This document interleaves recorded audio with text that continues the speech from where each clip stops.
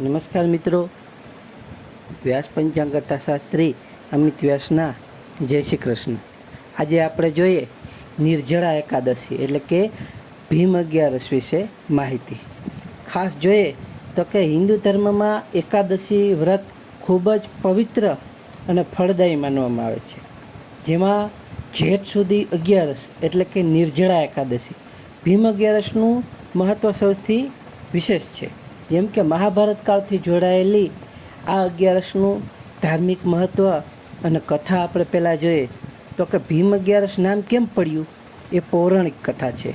જેમાં આપણે જોઈએ તો કે મહાભારતની કથા અનુસાર પાંડવોમાં યુધિષ્ઠિર, અર્જુન, નકુલ, સહદેવ અને માતા કુંતી સહિત દ્રૌપદી વર્ષની તમામ 24 એકાદશીનું ચુસ્ત વ્રત રાખતા હતા. પરંતુ ભીમસેન પોતાની પ્રચંડ ભૂખ જે તેમનામાં રહેલી વૃક નામની અગ્નિને કારણે હતી તેના પર કાબૂ રાખી શકતા ન હતા.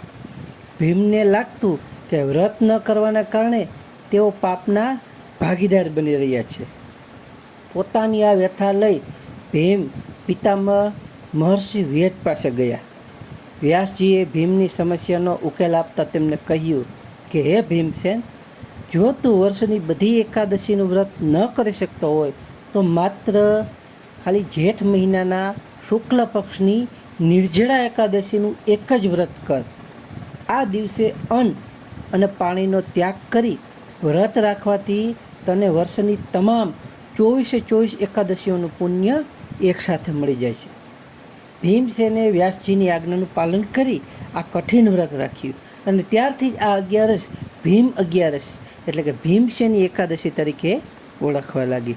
નિર્જળા એકાદશીનું ધાર્મિક મહત્ત્વ આપણે જોઈએ તો કે સર્વશ્રેષ્ઠ એકાદશી શાસ્ત્રોમાં આ એકાદશીને બધી અગિયારસમાં સર્વોપરી માનવામાં આવી છે.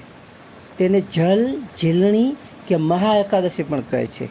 પાપોમાંથી મુક્તિ આ દિવસે અન્ન જળનો ત્યાગ કરી ભગવાન વિષ્ણુની આરાધના કરવાથી વ્યક્તિના કાયિક, વાચિક અને માનસિક પાપોનો સર્વનાશ થાય છે. મોક્ષની પ્રાપ્તિમાં જોઈએ તો એવી માન્યતા છે કે આ વ્રત નાખનાર વ્યક્તિને મૃત્યુ પછી યમદૂતો નહીં પરંતુ ભગવાન વિષ્ણુના પાર્ષદો લેવા આવે છે અને તેને વૈકુંઠ ધામમાં સ્થાન મળે છે. વ્રતની વિધિઓને આપણે તેના નિયમો જોઈએ તો કે આ અત્યંત કઠિન વ્રત છે, કારણ કે તેમાં પાણી પણ પીવાની મનાઈ છે. સંકલ્પ અને સ્નાનમાં જોઈએ તો કે અગિયારસના દિવસે સૂર્યોદય પહેલાં ઉઠી પવિત્ર સ્નાન કરી ભગવાન વિષ્ણુ સામે વ્રતનો સંકલ્પ લેવો જોઈએ. પૂજા વિધિમાં જોઈએ તો ભગવાન વિષ્ણુ અને માતા લક્ષ્મીની ધૂપ, દીપ, પીળા પુષ્પ અને તુલસીના પાનથી પૂજા કરવી. ત્યારબાદ ઓમ નમો ભગવતે વાસુદેવાય મંત્રનો જાપ કરવો જોઈએ. નિર્જળા એકાદશીના નિયમોમાં આપણે જોઈએ તો કે સૂર્યોદયથી શરૂ કરી બીજા દિવસના એટલે કે 12ના સૂર્યોદય સુધી અન્ન અને પાણી જળ ગ્રહણ કરવું નહીં. માત્ર આચમન પૂરતું જ જળ માન્ય છે. રાત્રિ જાગરણમાં જોઈએ તો કે રાત્રે ભગવાનના ભજન, કીર્તન, વિષ્ણુ સહસ્ત્ર નામનો પાઠ કરવો જોઈએ. પારણા એટલે કે વ્રત ખોલવું. બીજા દિવસે 12ના એટલે કે સવારે બ્રાહ્મણો કે જરૂરિયાતમંદ લોકોને દાન આપી જલ પી એટલે કે પાણી પીને ત્યારબાદ વ્રત ખોલવું.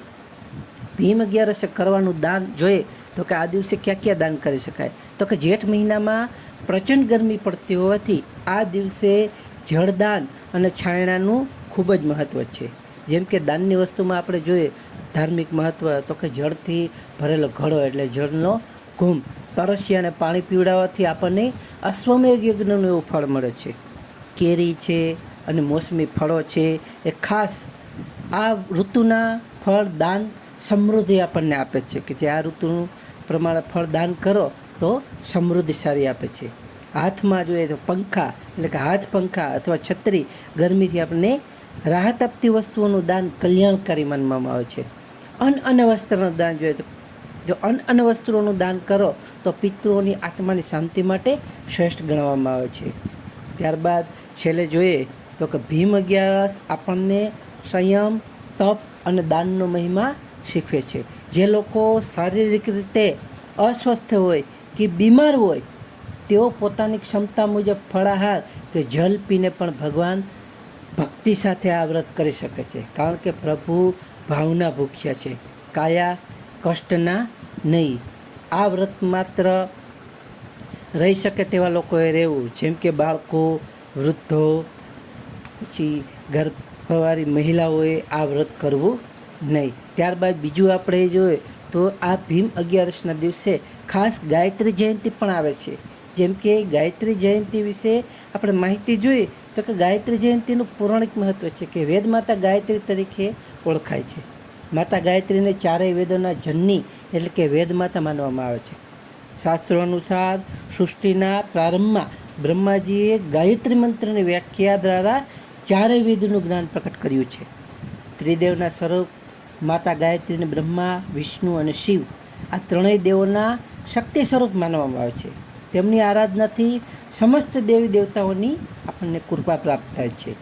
જ્ઞાન અને સદબુદ્ધિના દેવી એવા ગાયત્રી માતા મનુષ્યને અજ્ઞાનતાના અંધકારમાંથી બહાર લાવી જ્ઞાન, સદબુદ્ધિ અને સન્માર્ગ તરફ દોરી જાય છે. ગાયત્રી મંત્રનું વિજ્ઞાન અને મહત્ત્વ આપણે જોઈએ તો કે ગાયત્રી મંત્ર એટલે કે ગાયત્રી જયંતિના દિવસે ગાયત્રી મંત્રનો જાપ કરવો અતિ ઉત્તમ માનવામાં આવે છે. જેમ કે ઓમ ભૂર્ભુવઃ સ્વઃ તત્સવિતુર્વરેણ્યમ ભર્ગો દેવસ્ય ધીમહિ ધિયો યો ન પ્રચોદયાત. એટલે કે મંત્રનો અર્થ જોઈએ તો કે તે પ્રાણ સ્વરૂપ, દુઃખનાશક, સુખ સ્વરૂપ, શ્રેષ્ઠ તેજસ્વી, પાપનાશક, દેવ સ્વરૂપ પરમાત્માને અમે અંતરાત્મા ધારણ કરીએ છીએ. તે પરમાત્મા અમારી બુદ્ધિને સન્માર્ગે પ્રેરિત કરે. મંત્રની શક્તિ જોઈએ તો કે આ મંત્રમાં 24 અક્ષરો છે, જે 24 ઋષિઓ અને 24 શક્તિઓનું પ્રતીક માનવામાં આવે છે. આ મંત્રના ઉચ્ચારણથી શરીરમાં સકારાત્મક ઉર્જાનો સંચાર થાય છે અને માનસિક શાંતિ મળે છે. આ દિવસે કેવી રીતે પૂજા કરવી? જો તમે નિર્જળા એકાદશીની સાથે ગાયત્રી જયંતિની પૂજા કરવા માગતા હો તો આ સરળ વિધિ કહો. જેમ કે સ્નાન અને સંકલ્પ. ત્યારબાદ સવારે વહેલા ઉઠી સ્નાન કર્યા બાદ પીળા કે સફેદ વસ્ત્રો ધારણ કરવા જોઈએ. પૂજા સ્થાનમાં પૂજાના સ્થાન પર ગાયત્રી માતાની છબી અથવા મૂર્તિ સ્થાપિત કરવી. જો મૂર્તિ ન હોય તો માનસિક ગાયત્રી મંત્રનું સ્મરણ કરવું. અર્ઘ્ય અને ભોગ માતાજીને ગંગાજળ અર્પણ કરવું. પીળા ફૂલ ચડાવવા અને અક્ષત, ચોખા તેમજ નૈવેદ્ય ધરાવવા. મંત્ર જાપ. ગાયત્રી મંત્રની ઓછામાં ઓછી 108 વાર એક માળા તો કરવી જ જોઈએ. આ દિવસે રુદ્રાક્ષ અથવા ચંદનની જાપ કરવો શ્રેષ્ઠ ગણવામાં આવે છે. 11 અને ગાયત્રી જયંતિનો અદ્ભુત સંયોગ જોઈએ તો કે એક જ દિવસે આ બંને પર્વ આવવા પાછળ ઊંડો એવો આધ્યાત્મિક અર્થ છે. નિર્જળા એકાદશી આપણને શરીર અને ઇન્દ્રિયો ઉપર સ્વયં રાખતા શીખવે છે. ઉપવાસ દ્વારા જ્યારે ગાયત્રી જયંતિ આપણને મન અને બુદ્ધિને પવિત્ર રાખવાની પ્રેરણા આપે છે. મંત્ર જાપ દ્વારા આ દિવસ તન અને મન બંનેના શુદ્ધિકરણ માટેનો મહાપર્વ બની જાય છે. તો નમસ્કાર મિત્રો.